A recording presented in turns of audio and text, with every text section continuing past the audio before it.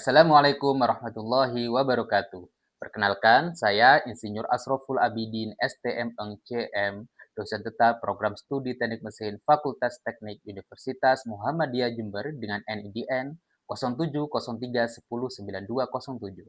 Pada kesempatan ini, saya akan menyampaikan implementasi pembelajaran pada mata kuliah mesin konversi energi yang saya ampu sesuai dengan bidang keahlian saya.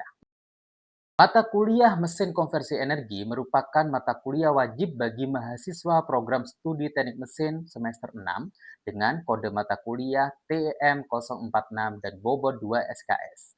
Perkuliahan dilaksanakan selama 16 pertemuan, terdiri atas 14 kali kegiatan pembelajaran, ujian tengah semester pada minggu ke-8, dan ujian akhir semester pada minggu ke-16. Mata kuliah ini dideskripsikan sebagai mata kuliah yang membahas konsep dasar energi, sistem konversi energi, karakteristik bahan bakar, berbagai jenis mesin konversi energi, serta penerapannya dalam mendukung efisiensi dan keberlanjutan pemanfaatan energi pada sektor industri, transportasi, dan bangunan. Bahan kajian pada mata kuliah ini meliputi 1. Pengantar mesin konversi energi, profil energi, sumber energi, cadangan energi, kebutuhan energi dunia dan nasional. 2. Energi dan konsep dasar sistem konversi energi, jenis dan klasifikasi energi, hukum dan persamaan konversi energi, sumber daya dan klasifikasi mesin konversi energi, bahan bakar dalam konversi energi, energi terbarukan dan tidak terbarukan. 3. Kalkulasi mesin konversi energi, klasifikasi motor bakar, perhitungan unjuk kerja motor pembakaran dalam, pembangkit tenaga uap, mesin-mesin fluida, klasifikasi mesin pendingin, siklus termodinamika mesin pendingin. 4. Aplikasi sistem konversi energi, teknik konservasi energi pada kendaraan, teknik konservasi energi pada industri, dan teknik konservasi energi pada gedung.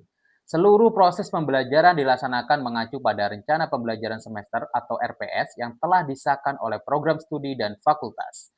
Capaian pembelajaran lulusan yang mendukung mata kuliah ini meliputi CPL 1, CPL 2, dan CPL 3. Mata kuliah ini memiliki 4 capaian pembelajaran mata kuliah, yaitu CPMK 1, mampu menjelaskan profil energi, sumber energi, cadangan energi, dan kebutuhan energi dunia maupun nasional sebagai dasar pengembangan sistem konversi energi.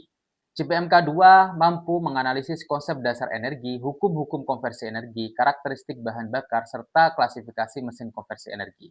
CPMK 3 mampu menghitung dan menganalisis unjuk kerja berbagai mesin konversi energi seperti motor pembakaran dalam, pembangkit tenaga uap, mesin fluida, dan mesin pendingin. CPMK 4 mampu mengevaluasi penerapan sistem konversi energi dan teknik konservasi energi pada sektor transportasi, industri, dan bangunan dengan mempertimbangkan aspek keberlanjutan. Pelaksanaan pembelajaran pada mata kuliah ini mengacu pada 3 komponen utama, yaitu delivery, interaction, and assessment. Pada aspek delivery, pembelajaran dilaksanakan dengan pendekatan student-centered learning melalui perkuliahan tatap muka maupun pembelajaran sinkron menggunakan aplikasi Zoom. Penyampaian materi didukung oleh modul pembelajaran, presentasi PowerPoint, LMS, alat peraga, serta laptop dan LCD proyektor. Selain itu, untuk meningkatkan partisipasi aktif mahasiswa dan mengukur pemahaman materi secara langsung, saya memanfaatkan media kuis interaktif melalui quizzes atau Wayground. Materi pembelajaran disusun mengacu pada RPS yang dapat diakses dan diunduh oleh mahasiswa melalui LMS Universitas Muhammadiyah Jember. Materi juga didukung oleh referensi karya Craig dan Dinser, modul dan buku ajar yang saya susun bersama tim, serta artikel ilmiah terkini sehingga pembelajaran selalu mengikuti perkembangan ilmu pengetahuan dan teknologi di bidang mesin konversi energi. Pada aspek interaction, mahasiswa berperan aktif dalam proses pembelajaran melalui kegiatan tanya-jawab, small group discussion, project-based learning, latihan perhitungan, dan case method. Mahasiswa bekerja dalam kelompok untuk menyelesaikan studi kasus, mempresentasikan hasil analisisnya, kemudian memperoleh pertanyaan pemantik, umpan balik, dan klarifikasi secara langsung dari dosen. Interaksi ini bertujuan untuk mengembangkan kemampuan berpikir kritis, komunikasi, kolaborasi, dan pemecahan masalah. Pada aspek asesmen, penilaian dilakukan secara berkelanjutan sesuai RPS dengan menggunakan rubrik penilaian yang telah ditetapkan.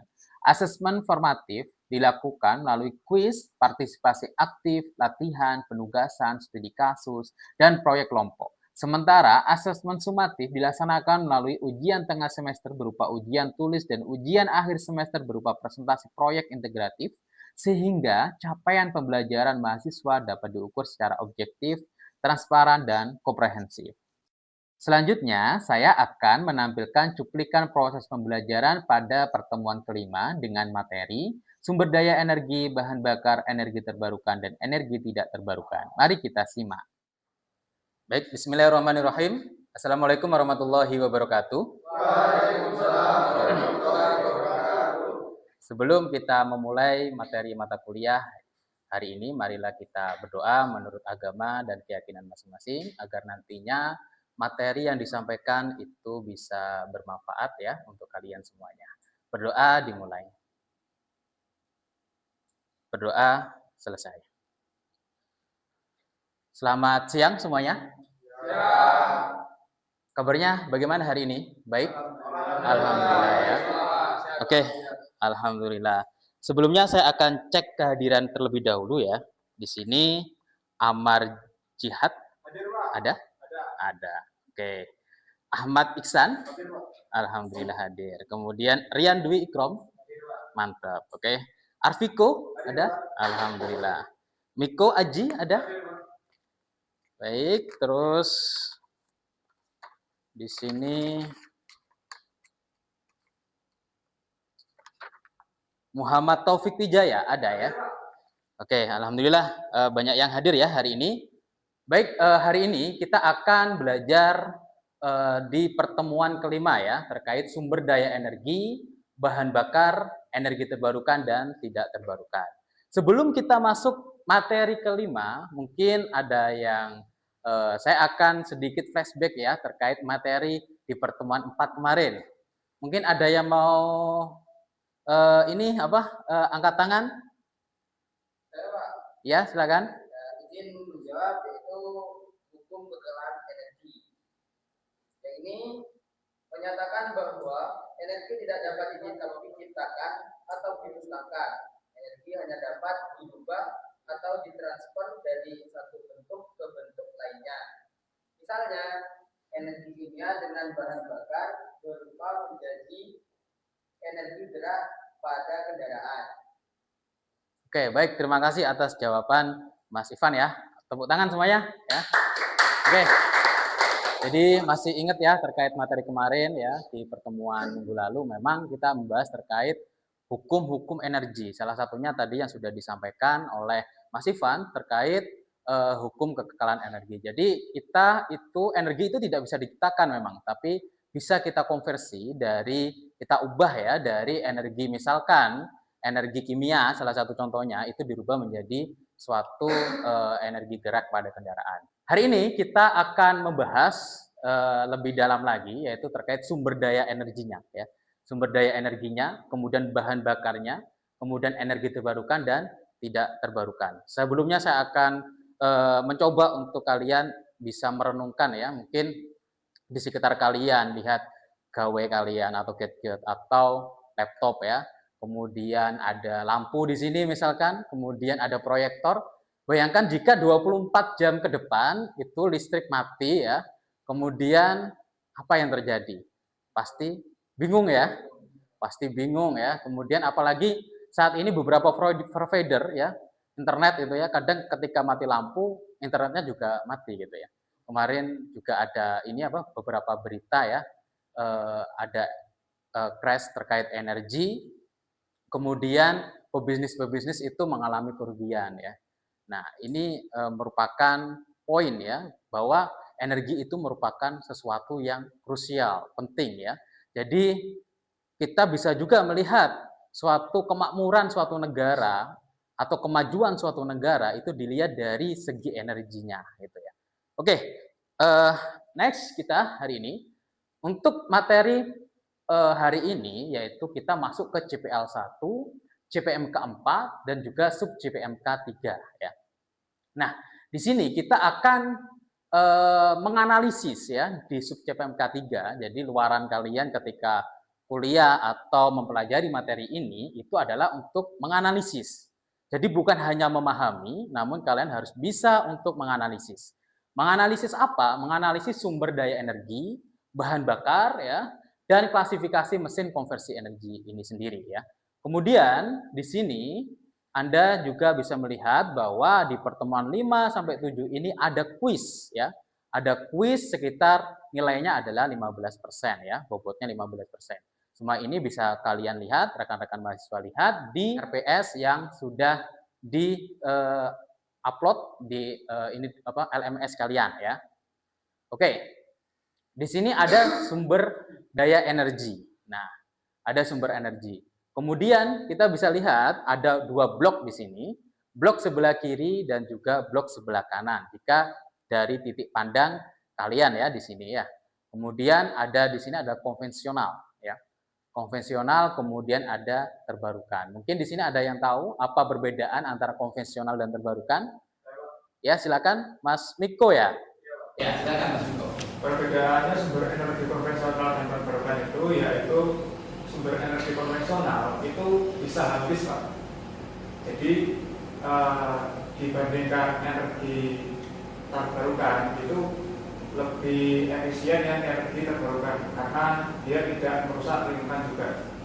Baik, terima kasih atas jawaban Mas Miko. Oke, jadi memang seperti itu. Konvensional itu sifatnya dia itu akan habis ya. Kemudian terbarukan itu tidak akan habis. Analogi sederhananya, misalkan Mas Arviko ya, Arviko itu dapat warisan gitu ya. Dapat warisan itu 1M ya dari kakeknya misalkan. Kemudian itu ditransfer di tabungannya, namun karena Mas Arviko ini seorang mahasiswa ya, dan dia tidak bekerja ya, dan hidupnya agak hedon gitu ya. Nah, jadi tiap hari itu bisa menghabiskan uang 1 juta, 2 juta untuk makan saja ya. Ya, itu diambil terus tabungannya. Nah, apa yang terjadi ketika tabungannya diambil terus? Akan habis ya. Sama halnya dengan sumber energi ini, sumber energi konvensional ini. Meskipun bahan bakunya, sumbernya itu banyak sekali ya. Nah, namun jika dieksplorasi terus-menerus ya, dari tahun yang lama sampai sekarang gitu ya, maka lama-kelamaan juga akan habis energinya. Nah, seperti itu. Sedangkan analogi sederhana untuk terbarukan seperti mata air ya. Mata air yang terus mengalir. Ketika diambil terus namun dia itu tetap mengalir, maka dia itu tidak akan habis. Nah, itu adalah terbarukan. Sumbernya itu melimpah gitu ya. Nah, konvensional ini ada yang terestrial. Nah, apa maksudnya terestrial itu? Terestrial itu adalah di mana? Di bumi ya. Jadi di bumi. Nah, contohnya adalah fosil. Fosil energi yang sering kita jumpai ya, yang sering kita manfaatkan ya. Nah, ini berasal dari bumi. Nah, ini adalah minyak ya, kemudian batu bara dan gas. Ini adalah contoh dari fosil energi. Kemudian di sini itu ada sifatnya adalah terestrial ya. Nah, ini di bumi juga ada yang nama biomasa, angin, air, panas bumi. Ini termasuk yang terbarukan, tapi ya. Nah, kemudian kita juga dapat subsidi nih dari luar bumi. Ya, yang disebut adalah ekstraterestrial. Contohnya apa? Di sini apa contohnya? Matahari ya. Kemudian bulan, meteor, energi fosil itu ya contohnya adalah crude oil atau minyak itu membutuhkan waktu yang sangat lama untuk memproduksinya, yaitu sekitar 300 sampai 400 juta tahun ya. Nah, ini sangat lama sekali ya. Kemudian di sini di sisi lain bahwa cadangan minyak bumi kita ya, energi fosil kita di Indonesia itu berdasarkan data dari ISDM tahun 2025, crude oil atau minyak bumi itu sekitar habisnya 9,5 tahun ya. Kemudian natural gas itu adalah 19,9 tahun, batu bara itu cukup lama ya, 65 tahun. Kemudian di sini adalah biomasa, ada potensi yang sangat besar ya, sekitar 32,6 gigawatt. Nah, ini di sini ada gap sekitar 5,7% yang dimanfaatkan ya. Artinya apa? 94% ya, sekitar 94% itu tidak dimanfaatkan. Ini merupakan peluang buat kalian untuk riset ya, untuk melakukan studi terkait biomasa ini. Di sini masuk lagi ke proses penghilangan minyak. Ternyata meskipun tadi itu prosesnya itu membutuhkan berjuta-juta tahun, ternyata tidak bisa langsung diaplikasikan ini. minyaknya. Jadi harus diproses terlebih dahulu yang namanya proses penghilangan minyak ya. Nah, di sini dari minyak mentah kemudian dimasukkan ke dalam tungku pembakaran, kemudian nanti akan keluar ya LPG ya ketika ada di suhu kurang dari 20 derajat Celcius. Kemudian di suhu 30 sampai 85 derajat Celcius itu yang keluar adalah bensin. Kemudian di suhu 85 sampai 175 derajat Celcius yang keluar adalah nafta ya.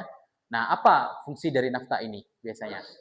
Ya, silakan Mas Iksan. Jadi nafta itu dapat digunakan untuk bahan baku di industri petrokimia. Oke, betul sekali. Aplaus buat Mas Iksan ya. Jadi memang betul ya, nafta itu adalah sebagai bahan baku petrokimia ya. Kemudian di suhu yang lebih ekstrim lagi ya di sini itu adalah aftur ya 175 sampai 230, kemudian 230 sampai 350 itu adalah solar, kemudian 340 sampai 565 itu adalah bahan bakar kapal. Dan suhu yang lebih ekstrim lagi yaitu 565 derajat Celcius itu yang keluar adalah aspal. Oke. Di sini paham ya? Oke. Next di sini kita akan masuk ke energi baru dan terbarukan. Nah, di sini ada energi baru ya, energi baru dan juga energi terbarukan. Nah, energi baru contohnya adalah batu bara, nuklir ya, kemudian oil and gas shell. Nah, ini bukan bahan bakunya bukan baru ya, namun teknologinya yang baru. Ya. Nah, teknologinya atau rekayasanya yang baru. Oleh sebab itu dinamakan energi baru ya.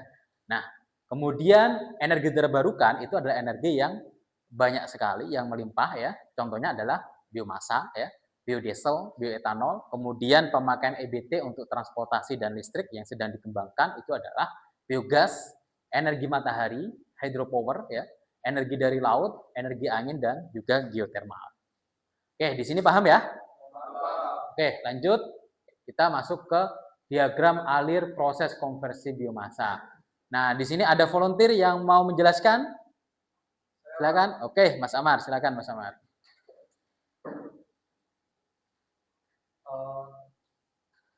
Baik, izin menjelaskan ya Pak. Ya. Jadi biomasa itu dikonversi bisa menjadi 3, yaitu yang pertama biomasa pembakaran langsung itu bisa menghasilkan panas. Lalu yang kedua biomasa dikonversi termokimia itu bisa menghasilkan bahan bakar, gas fuel, bahan bakar cair, dan biodiesel. Terus yang ketiga yaitu biomasa dikonversi biokimia itu menghasilkan gas metan dan etanol. Mungkin gitu Pak. Baik, terima kasih. Kasih aplaus untuk Mas Amar. Jadi memang seperti ini ya. Jadi namun di sini ada beberapa teknologi ya. Nah, ada beberapa teknologi yang tergantung dari bahannya juga ya, dari bahannya dan juga apa yang ingin kita produksi ya.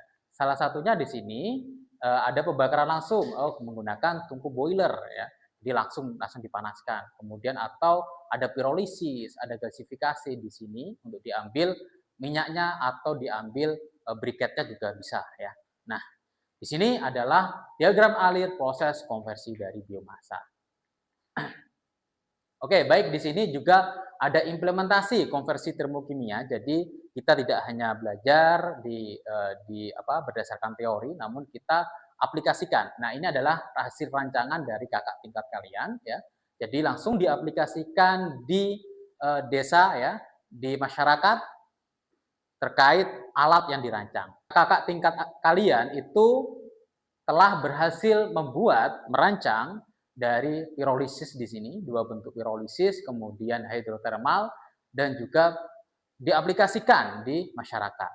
Nah, di sini kita bisa lihat hasil produk dari pirolisis itu adalah car ya. Car ini atau car dari plastik ya, karena ini menggunakan plastik kemudian diolah menjadi di sini? Batako ya. Nah, menjadi batako. Nah, kemudian ini kita lihat implementasinya dari konversi termokimia ya. Di sini kita gunakan bahan baku apa ini? Batang tembakau ya. Batang tembakau. Kemudian kita gunakan suhu ya beraneka ragam 290, 390, dan 490. Dan ini ada perbedaan ya. Nah, di sini 290 dia itu masih kecoklatan, kemudian 390 sudah mulai menghitam, 490 sangat hitam sekali gitu ya. Nah, kemudian di sini ini adalah alat dari hydrothermal treatment ya. Kalau tadi itu adalah pyrolysis ya, kita gunakan pyrolysis, kemudian ini kita racak juga, kita buat reaktor hidrotermal. Kalau reaktor hidrotermal ini menggunakan air sebagai reaktan atau autokatalis ya. Kalau kita ingin atur suhunya menggunakan suhu 150 sampai 250, kita akan menghasilkan char ya. Kemudian suhu 250 sampai 350 itu akan menghasilkan minyak. Kemudian suhu di atasnya yaitu suhu 350 derajat Celcius itu akan menghasilkan syngas. Nah, oke, di sini paham ya? Oke, ini adalah hasilnya yang dinamakan dengan analisis proximate ya. Nah, di sini kita bisa lihat kadar air ya. Kadar airnya itu semakin naik suhunya, maka kadar airnya itu akan menurun ya. Kemudian begitu juga yang terjadi pada pirolisis ya, pirolisis dan HTC. Jadi semakin tinggi suhu yang diterapkan, maka kadar airnya juga akan semakin turun. Nah, reaksi ini terjadi karena adanya dehidrasi dan juga dekarbonisasi pada proses itu sendiri. Oke. Kemudian di sini kadar abu ya. Kadar abunya itu semakin besar suhunya, maka dia itu akan naik ya. Nah, kemudian di sini ini adalah kadar volatil dan karbon terikat ya.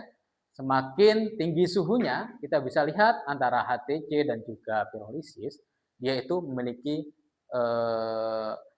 keadaan yang sama. Jadi dia itu akan cenderung untuk turun ya. Kemudian sedangkan karbon terikatnya itu akan cenderung naik. Biasanya karbon terikat ini nantinya akan berpengaruh terhadap nilai kalor dan juga kualitas dari karbon yang dihasilkan. Oke, di sini ada yang mau ditanyakan? Ya, silakan. Izin bertanya mengenai pirolisis besar, ini ya. Itu dibutuh bahannya. Kenapa bahannya itu harus dicatat? Apa nggak boleh untuk langsung gitu aja? Oke, baik, terima kasih atas pertanyaan Mas Ivan. Jadi memang bahan baku atau raw material itu harus dicatat. Kenapa? Karena itu terkait dengan surface area ya. Semakin kecil cacahannya, maka surface area juga akan semakin besar. Sehingga proses pemanasan, proses pirolisis di situ akan semakin bagus ya. Coba bayangkan misalkan bahan bakunya plastik besar gitu ya, tidak dicacah. Apa yang terjadi? Maka bisa jadi untuk proses pemanasannya, proses reaksi dalam pirolisis itu akan jauh lebih lama sehingga tidak efisien. Nah, gitu ya, jelas ya. Baik, hari ini kita akan buat kelompok ya. Kelompok 1 itu studi kasus ya, case method. Jadi berdasarkan data, TPA di daerah Jember sedang darurat sampah ya. Jadi tumpukan sampah itu terdiri dari 60% sampah basah, seperti sisa sayur, organik, kadar air tinggi ya. Kemudian 40% sampah plastik ya, seperti campuran kresek, botol dan sisa PVC. Pemerintah daerah hanya punya dana untuk membangun 1 mesin reaktor bulan ini. Kelompok 1 itu ditugaskan sebagai ahli HTC ya, ahli hydrothermal carbonization ya. Kemudian kelompok 2 itu ditugaskan sebagai ahli pirolisis. Nah, jadi diskusikan dengan teman kelompok kalian dan siapkan juru bicara atau yang presentasi nantinya untuk menjawab 2 hal ini saja secara lisan ya. Nah, kenapa mesin kalian yang harus dibangun duluan ya? Kemudian apa kelemahan fatal mesin kelompok lawan ya? Nah, kemudian waktu diskusinya adalah 15 menit. Silakan. 1 ya. Nah, ini di sini kenapa mesin kalian yang harus dibangun terlebih dahulu? Kelompok 1 mungkin bisa jawab ya. Dikarenakan 60% sampah basah itu bahannya untuk mesin HDD dibandingkan 40% sampah plastik untuk alat pirolisis gitu Pak. Oke, baik. Jadi berdasarkan data itu ya. Oke, mungkin kelompok berikutnya kelompok 2 ya. Kenapa harus pirolisis ya? Pirolisis itu bisa dijadikan pupuk kompos biasa Pak. Mendapat mencemari tanah ratusan tahun itu berlakunya. Pirolisis juga mengubah 40% plastik itu jadi bioil yang harganya lebih murah yang harganya lebih mahal dari briket. Nah, jadi pirolisis yang nantinya bisa mengolah limbah organik, bukan hanya pirolisis khusus untuk plastik gitu ya. Nah, HTC juga sangat penting juga gitu ya, karena nanti HTC juga bisa mengolah sampah yang sifatnya sampai 60% ya airnya. Nah, itu bisa kalian diskusikan. Oke, gitu ya. Kita masuk ke kuis ya. Sekarang kita masuk ke kuis. Silakan buka HP kalian agar nanti nilainya itu bisa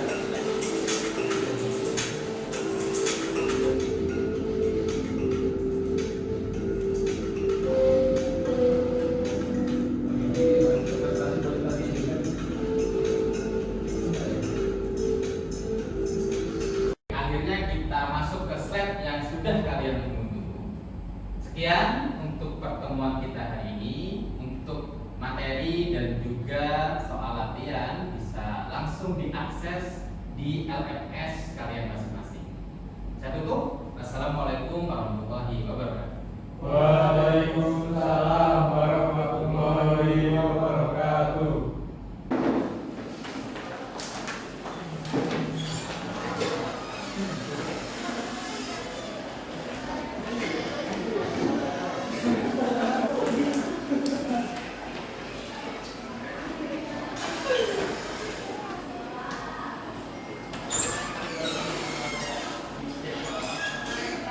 Demikian rekaman video proses pembelajaran untuk mata kuliah mesin konversi energi di program studi teknik mesin Universitas Muhammadiyah Jember.